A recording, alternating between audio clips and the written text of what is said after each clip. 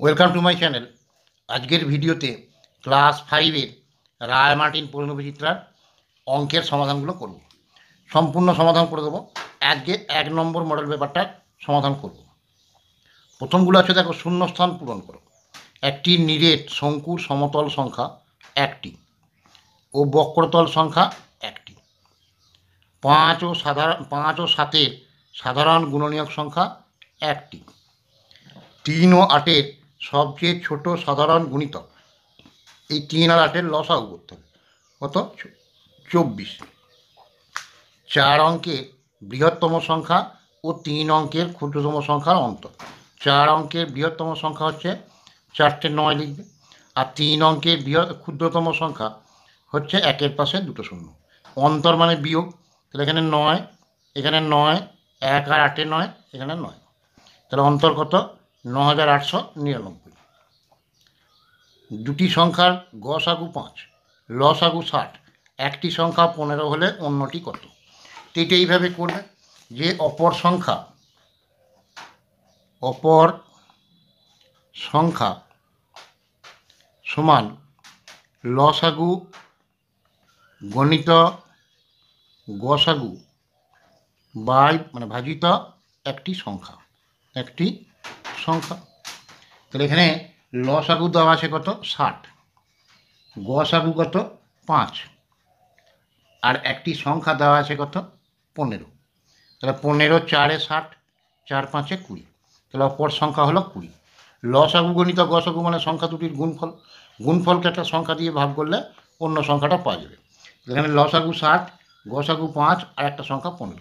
15 4-এ 60, 4 5-এ 20। এর পরের প্রশ্নটাকে দেখো, দুটি সংখ্যার যোগফল 2420 এবং বিয়োগফল 1224, সংখ্যা দুটি কী কী? তাহলে যোগফল দেওয়া আছে, যোগফল 2420, আর বিয়োগফল দেওয়া আছে 1224। 1224 এই দুটো প্রথমে যোগ করবে। তাহলে 4, 2 আর 2-এ 4, 2 আর 4-এ 6, 1 আর 2-এ 3।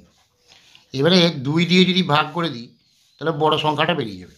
দেখো 2 18, 2 8-এ 2 হলো 1, 16, 2 8-এ 16। এবার এই 4টা নামলো 2 2-এ 4, আবার এই 4টা নামলো 2 2-এ 4। এইটা হলো বড় সংখ্যা। এরপরে আবার এই যোগফলটার বিয়োগফলটা লিখে বিয়োগ করবে, তাকে 2 দিয়ে ভাগ করলে ছোটো সংখ্যাটা বেরিয়ে যাবে।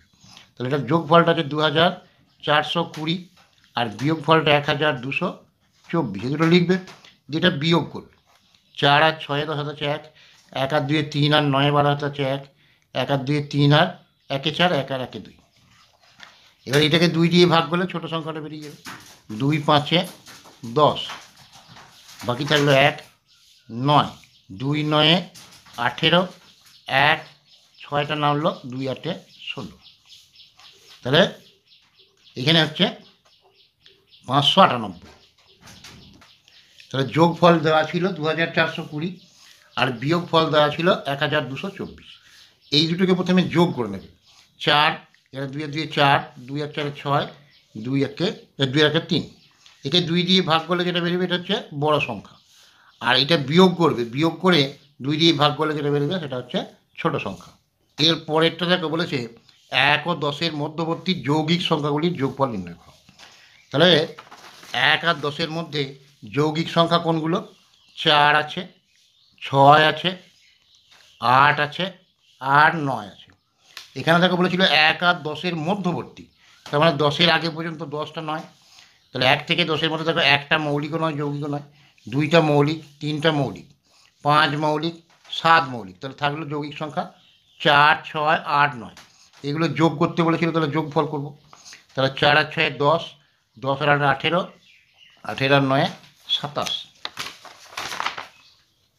এর পরেরটা বলেছে যে 6 0 7 2 5 দ্বারা গঠিত 5 অঙ্কের বৃহত্তম ক্ষুদ্রতম সংখ্যার অন্তর নির্ণয় করো। বৃহত্তম সংখ্যা লিখতে হলে বড় থেকে ছোট অঙ্কগুলো পরপর লিখে দেবে। তাহলে প্রথমে 7, তারপরে 6, তারপরে 5, তারপরে 2, তারপরে 0। এটা সব থেকে বৃহত্তম সংখ্যা হলো এগুলো দ্বারা। আর ক্ষুদ্রতম সংখ্যা হলে ছোটো থেকে বড় পরপর লিখবে, কিন্তু এখানে ছোটোটা প্রথমে লিখতে গেলে শূন্যটা আগে লিখতে হয়, তখন কিন্তু 4 অঙ্কের হয়ে যাবে। সেই জন্যে এই শূন্যটা 2টা পাল্টাপাল্টি হবে, 2, তারপরে 0, তারপরে 5, 6, 7। এবার বলেছে অন্তর মানে বিয়োগফল করে দেবো। 7 আর 3 10 হতে হচ্ছে 1, 1 আর 6 7, আর 5 12 হতে হচ্ছে 1, 1 আর 5 6, আর 9 15 হতে হচ্ছে 1, 1 আর 5 6, 2 আর 5 7। তো এটা অন্তর। এর পরেরটা বলেছে দেখো, 5 অঙ্কের ক্ষুদ্রতম সংখ্যা ও 3 অঙ্কের বৃহত্তম সংখ্যাকে স্থানীয় মানে বিস্তার করে লেখো। 5 অঙ্কের ক্ষুদ্রতম সংখ্যা মানে 1-এর পাশে 4টে শূন্য, 1টা 2টো 3টে 4টে, এটাকে স্থানীয় মানে বিস্তার করে লিখতে বলেছে। তাহলে 1, তারপর যটা শূন্য আছে বসিয়ে দেবো, 1 2 3 4। তারপরে এই ঘরটা লিখবো, তাহলে 0, তারপরে 3টে শূন্য আছে, ওটা বসিয়ে দেবো, 1টা 2টো 3টে।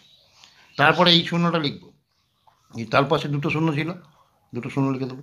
তারপরে এই শূন্যটা, একটা শূন্য, পাশে একটা শূন্য, তারপর একটা শূন্য।